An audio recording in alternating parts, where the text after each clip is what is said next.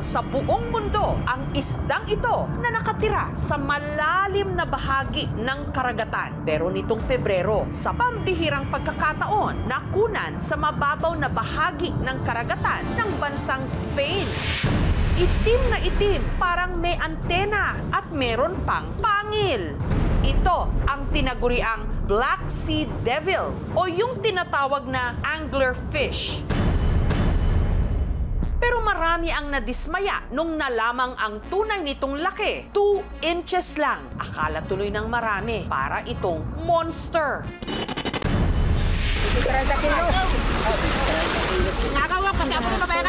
Malahalimaw na isda ba kamo? Sa barangay May Bato North, sa bayan ng San Jose, sa Antique. Nanlaki ang mga mata ng mga residente nang ang isang grupo ng mga mangingisda nakabingwit ng isang monster isda. Nasa 7 talampakan ang haba nito, hindi kayang buhatin ng isang tao. Bale, 5 kaming nagpatulong para yung malaking isda maangat. Halimaw talaga! Ang 7 feet na isda na may bigat na 147 kilos, isang klase ng lapu-lapu na kung tawagin sa Antique, pugaro. Huli ito ng grupo ng mangingisdang si Paulo. Ang giant pugaro, nakainkwentro raw ng grupo nung pumalaot sila kamakailan sa karagatang sakop na raw ng Cuyo Islands sa Northern Palawan. Kahit malayo, mga 8 oras ang biyahe namin doon. Kami nangawil kasi maraming isda doon. Yung mga primerong araw, hindi pa maganda yung huli namin. Maliliit pa yung mga hinuhuli namin eh. May mga umaali-aligid na raw talagang mga pugaro sa kanilang bangka. Nung una, maliit lang. Siguro mga 28 kilos. Yung pangalawa, hindi namin nakuha kasi naputol yung pangawil namin. Sa pangatlong bisis, natsambahan ata namin yung nakuha yung malaki. Pero ang pugaro, nakipagtagisan pa raw ng lakas. Malakas pa yung laban niya. Hanggang sa unti-unti naming hinihila at hiningatan para di yung paputol yung kawil namin. Kaya 5 tao na ang nagtulungan para maisampalang ito sa bangka. Mga 1 oras siguro bago namin nakuha ang pugaro na yun. Sa laki ng kanilang huli, nagdesisyon na silang agad ng umuwi. Nilagyan namin ng yelo para hindi masira sa biyahe kasi malayo-layo rin yung biyahe namin eh. Ang kanilang mga kabarangay hindi magkamayaw nung nakita ang uwi-uwi nilang giant isda. Nabigla lang po talaga na masaya kasi merong biyaya na dumating po dito. Maswerte yung mangingisda na kahuli kasi minsan lang yun sir at saka yung presyo mahal kasi sir kapag binibinta na sa palengke.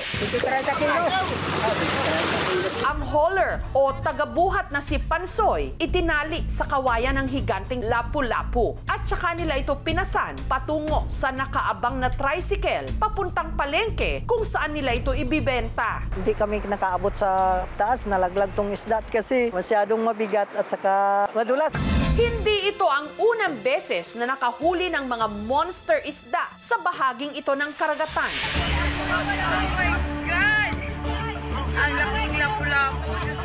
Lord. Taong 2022, isang pugaro rin na mahigit 200 kilos ang bigat ang nahuli sa bayan ng Sebaste sa Antique. Nobyembre naman nitong nakaraang taon, isa ring giant lapu-lapu na 136 kilos ang bigat ang pinagpiestahan ng mga residente sa kalapit na bayan ng Libertad. Yung mga pugaro, kadalasan sila ay solitaryo at mahilig po silang manirahan sa kuweba or yung sasabi ko reef structures. May pagkataon na sila ay lumaki hanggang sa mga sobrang 100 kilos kasi hindi sila masyadong madali makuha. Tinawag na fish capital itong barangay namin dahil po sa napakaraming isda ang laging dinadala rito. Kasi almost 400 fishing boats ang nandito. Madalas po talaga na nakakahuli po ang aming mangingisda ng mga higanting pugaro. Factor dyan po siguro ay ang mga corals. Tsaka yung mangingisda na talagang matyaga maghanap kung saan makakuha ng mga magagandang isda. Samantala, ang nagba-buy and sell ng isda na si Meriel, nabalitaan ang nahuling malaking isda. Ako po yung sukin po nila. Ako yung una nila talaga tinatawagan. Nag-start kami ng bidding mga alas 10 ng gabi. Ang offer ni Mariel kina Paulo para sa 147 kilos na pugaro 130 pesos per kilo ang pugaro na benta nila sa halagang 19,000 pesos. Ang pera nakita natin sa pagsuma namin, binili ko ng bigas. Ang nahangong higanteng pugaro agad ding naipagbili ni Meriel sa kanyang suki sa Iloilo Fish Port. Isang tao lang po bumili nun. Buo rin pong nabili yon sa akin. Nasa 200 pesos po per kilo. Mataas ang bintahan ng isdang pugaro po kasi kina-consider po siya na high value species. Maganda yung quality ng kanyang meat at ito po ay kadalasan binibinta sa mga hotels, yung mga mamahaling restaurant. Ang presensya ng pugaro po sa Palawan at sa Antique ay nagpapatunay na mayaman at maganda yung biodiversity po ng karagatan. Samantala, ang anglerfish na natagpuan sa Spain agad ding namatay. Lumikha ito ng kung ano-anong memes at kung ano-anong posibleng sinabi raw ng anglerfish. Hindi na sana ako lumabas. Marami palang marites dito sa mundong ibabaw. Wow, makakasama ko talaga si Jesus. Wow, ang ganda pala ang langit. Ganon. Kumain ka na, love. Pasensya ka na at maingay talaga sila. I miss you. Mwah. Eh kung ang giant pugaro kaya, ano kaya ang kanyang sinabi? Na sa mga nagsisikap may naghihintay na kahiganting blessing? Sinabi niya yon? Malamang hindi. Pero nagkatotoo yon sa mga mangingisda ng Antique.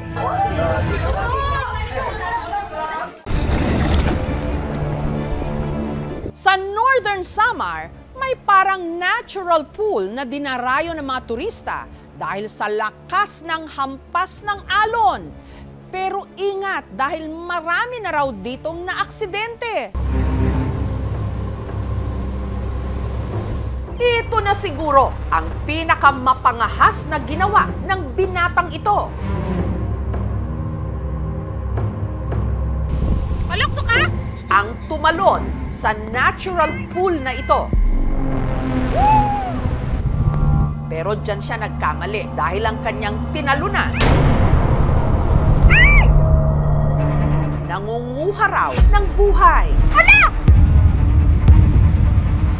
Nung nakikita ko na siya nadadala ng alon, parang kinabahan na ako.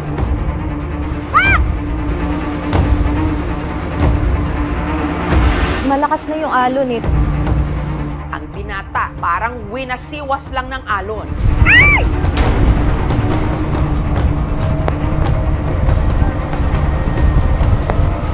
Maya-maya lang, nagawa pa niyang umakyat sa bato. Pero muli pa rin siyang sinalpok ng tubig.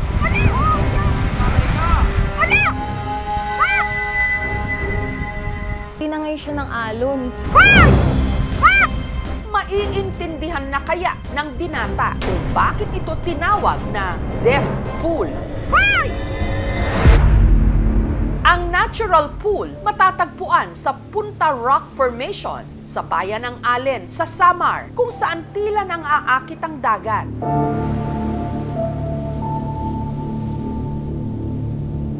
Nabigla-bigla namang nagngangalit.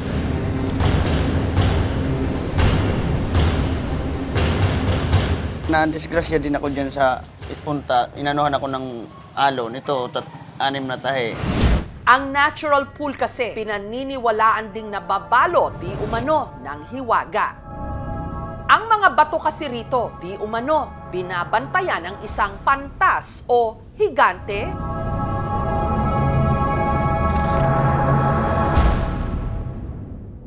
Bata pa lang, ang 75 anyos na ngayong si Josefina, pinagbabawalan na raw silang maglaro at mag-ingay malapit sa mga bato. Sabi yung mga engkanto daw, nandun daw nakatira sa batuhan. Pag nagagalit daw yung mga engkanto sa'yo, nagkakasakit ka raw. Nung minsan daw siyang napunta sa Punta Rock Formation, may di umano'y kakatuwang nilalang na nagpakita raw sa kanilang magkapatid. Mayroon dun may-ari ng batuhan ngayon, yung sabing pantas. Nakita namin talagang matangkad na tao. Kapag malakas ang hampas ng alon sa mga bato, dumistansya ka na raw. Parang nagagalit din yung mga alon. Parang sila yung may-ari talaga ng lugar na yan. Pero hindi lang daw ang di umano pantas o higante ang umaaligid na nilalang sa batuhan. May dumarayo rin daw ritong engkanto mula sa katabing Piri Island. Ito ang maalamat na si Berbenota. Ang tipikal na paglalarawan sa kanya ay mahaba ang buhok, maganda. May manggagamot daw noon sa kanilang barangay na nagkaroon ng masamang pangitain. Reyna siya sang kadagatan. Dapat 2 batang kukunin dito sa barangay namin. Sunod na lang nilang nabalitaan, may nalunod na bata sa Kabakungan Beach, malapit sa natural pool. Walang iba kundi ang anak ni Arturo na si Justin, 8 taong gulang. Marunong na maglangon. Kaya yung pinagtataka namin, ba't nalunod? Ang babaw lang naman ng linalangoyan nila. Birbinuta daw yun, kinuha siya. Parang nagustuhan daw siya. Hanggang ngayon, yun talagang paniwala namin talaga may kumuha eh. At para hindi na matuloy ang pangitain ng manggagamot na may isa pa raw kukunin na bata, nagsagawa sila ng orasyon. Buong dagat doon, pinatawa sa barangay, sa manggagamot. Wala nang nalunod until now, ilang years na yun. Ano kami, sa information talaga na kailangan, pag malalaki ang alon, huwag kayong pupunta doon sa punta. Pero ang binatang ito, Palokso ka? lakas loob ngang lumangoy sa tubig. Sobrang natakot po ako nung nahampas siya ng malaking alon. Sobrang laki po kasi ng alon. Pabalik-balik po siya sa gitna ng tubig po. Nung nagawa na niyang sumampa sa bato, bigla naman siyang sinalubong ng isa pang malaking alon. Kaya nahulog siya ulit sa tubig. Na para bang ayaw na siyang buhayin.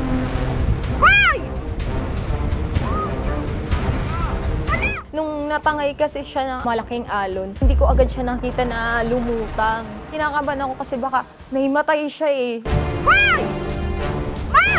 Makaligtas kaya ang binata? Lalo pat di umano, merong kung anong puwersa na tumutulak sa kanya. Mas titindi pa ang mga revelasyon at makapigil hiningang mga eksena. Susunod na!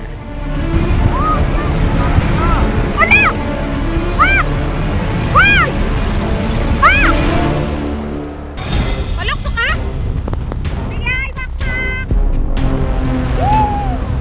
Nakipagbuno sa malalaking alon ng Punta Rock Formation sa Allen Samar ang binatang ito. Nagtangka pa siyang umakyat sa bato, pero ibinalik lang siya ng alon sa dagat.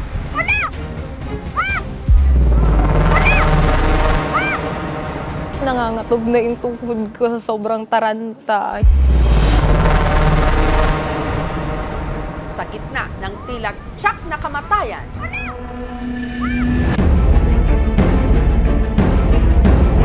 ilang sandali lang ang binata.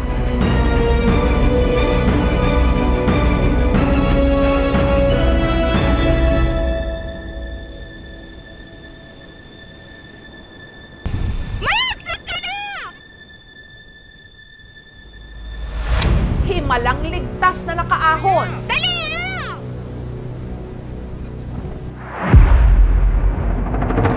Siya ang 20 anyos na si Makma. May gasgas ang kanyang likod. Dito pa sa likod pa po, mayroon pa rin sugat. Tumama din sa bato. May mga sugat sa siko at binti. Ito. At saka sa ulo. Sugat yun naman sa ulo, tinahin na naman ng doktor. Natakot ako nun. Namamatay ako nun. Sa gitna pa ng tubig, doon ako natinaman sa mga bato. Dami yung nainom ko ng dagat. Samantala, maraming pumuna sa ginawang paglangoy ni Makmak sa natural pool. Ipinagbabawal pala ritong mag-dive, lalo na kung malakas ang alon. Sabi, alak pa more daw. Hindi naman ka nakainom. Titigas ka daw ng ulo. Wala naman kasi nagbigay ng warning yung oras na yun, na bawal. Sa araw na yun po, parang walang nagbabantay, walang nagsabi sa amin na bawal pang maligo doon. Pero depensa ni Makmak, hindi raw siya kusang tumalon sa dagat. Bumaba ako sa hagdanan, tapos doon ako tinulak sa pababa. Nawala na ako ng malay.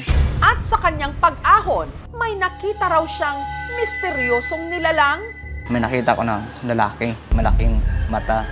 Ito nga kaya ang sinasabing sundo sa Punta Rock Formation na di umano higante o pantas. Nanghina na ako, takot na ako doon. Mak! Saan ka na? Dugo! Alam, may dugo! Mak!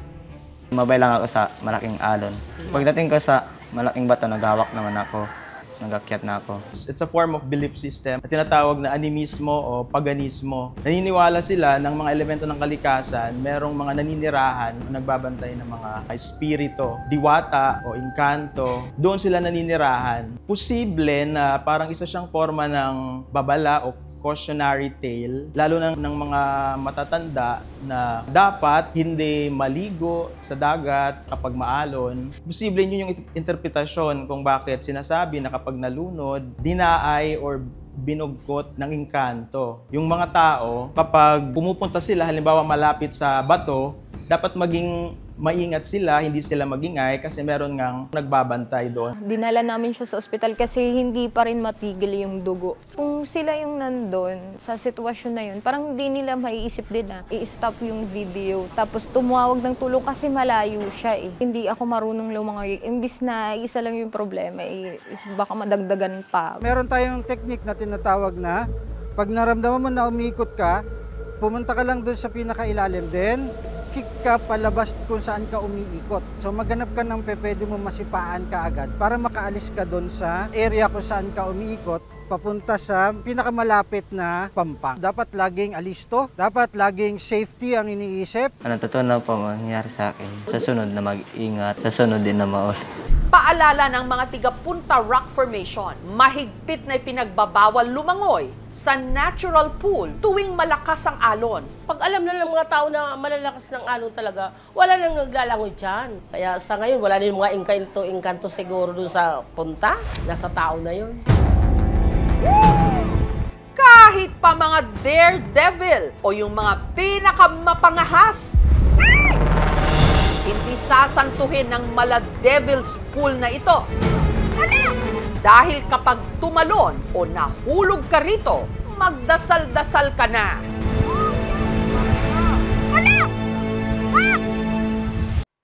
Thank you for watching mga kapuso. Kung nagustuhan niyo po ang videong ito, subscribe na sa GMA Public Affairs YouTube channel. And don't forget to hit the bell button for our latest updates.